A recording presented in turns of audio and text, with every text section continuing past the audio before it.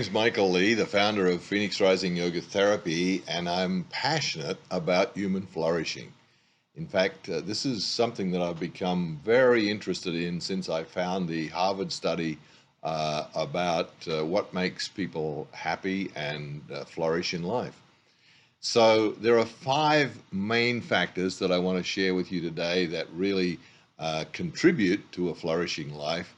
And you don't need to write these down because I will be sending you a PDF with these listed and with some notes. So you can feel free to just listen in. So the first and most important thing that helps us flourish is positive relationships. Now, this doesn't mean to say you have to have a single partner or you have to be married or in a coupled relationship or anything like that. But it does imply that you need in your life people with whom you have a positive relationship, with whom you can spend time, and from whom you can get the kind of emotional support, listening, sense of connection. So positive relationships and building and maintaining these is so important if you want to flourish in life. And of course, there are many, many tools around how we can do that. And they're some of the things that I'm really inspired to teach and share these days. The second most important factor is physical and mental well-being or health. So people who flourish actually prioritize their physical and mental well-being. So it's not just the physical body, not just exercise, although these things are important. Regular exercise, a balanced diet, adequate sleep, managing stress, all of these contribute to physical health and really have an important part to play if you want to flourish. On the mental health side, things like practicing mindfulness, seeking therapy if you need it, and cultivating this thing that we call a positive mindset, or a mindset where you're probably spending more time in the present than ruminating about the past or projecting your fears or whatever into the future. So the practice of mindfulness and a lot of the exercises and benefits that come from practicing yoga and the yogic tradition as well are very, very important for cultivating both physical and mental health. The third factor that I'd like to share with you is the idea of having a purpose, a meaningful purpose in life. A lot of work's been done on this with the, you may be familiar with the Japanese concept of ikigai. In other words, what lights you up when you wake up in the morning that you really want to be engaged with? And most of us can find this sense of purpose.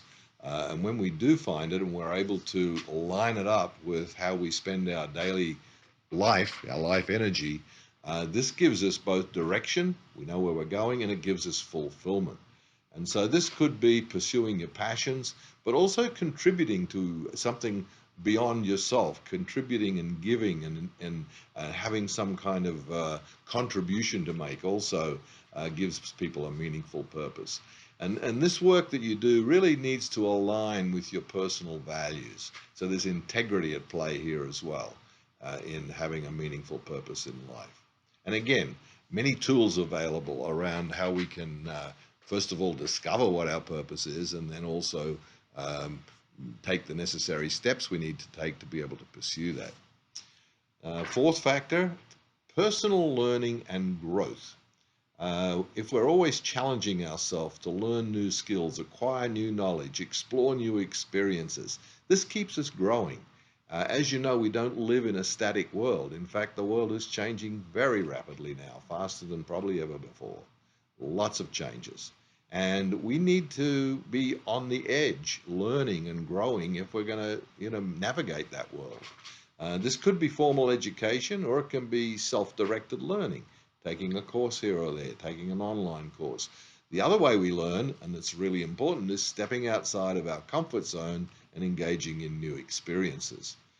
So how long is it since you've done that, engaged in something new that perhaps has challenged you a little bit? If you're doing that, you're probably growing and learning. The final factor is all about balance, creating balance in life. The Buddha talked about the middle way. So it's not too much of anything, but not too little of it either. And particularly this applies to work and life. So we need to have a work-life balance, a balance between our work and our leisure time, our personal time. This is essential if we're going to flourish. Overworking can lead to burnout and all the negative stress impacts that that has. If we don't have time for hobbies, we're not creating, we're not engaging our creativity, we're not spending quality time with loved ones, perhaps. That also can have a detrimental effect on our well-being and our capacity to thrive. So putting some energy into creating this balance in life on many, many different dimensions, but the work-life one is one particular one.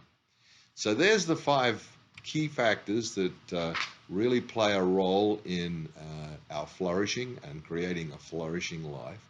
And as I said, I will email you this list with a few notes, so you don't need to rewatch the video and take notes. And with the email of those notes, I'll also be telling you about a community that I've created. It's called the Let's Flourish community. And I'll be sending you an invitation to explore that community and see if it's something you want to join. Many of the people in that community are committed to creating a flourishing life. And one of the things that I didn't mention was the importance of community. In order to flourish, we really need connection, and community is perhaps the 6th thing that is really important and that we could address. So you'll get that as an email soon. Make sure you look for it, and if you want to join the Let's Flourish community, I would love to have you on board. There's some wonderful people there. I'm personally involved with group coaching and monthly open office hours. There's a self-paced 55-lesson online course. Just a lot that you get for a very small monthly contribution subscription. So take a look at that when you get it. And in the meantime, have a wonderful day. Let's flourish. Let's flourish together. Cheers.